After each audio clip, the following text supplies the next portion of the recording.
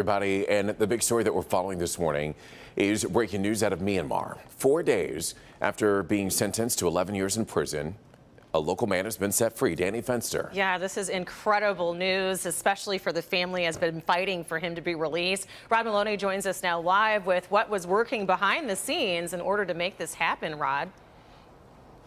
Yeah, so much to talk about here, Rhonda. We're now live in Huntington Woods. We're at Brian Fenster's house, who's Danny's brother.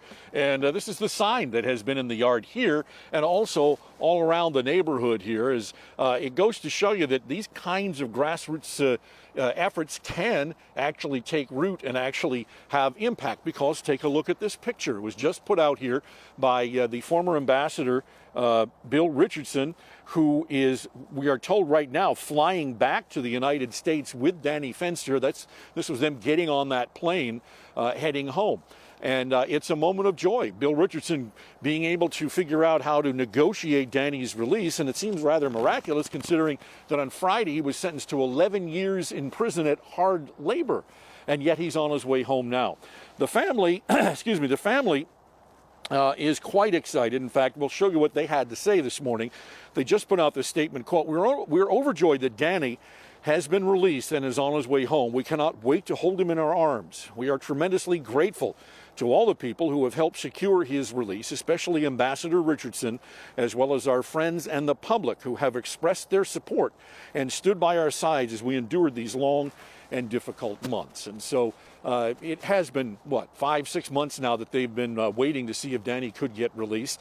And it was a situation where he was actually being tried and essentially convicted on things that he reported on his previous job. He wasn't even working for the organization that they arrested him for.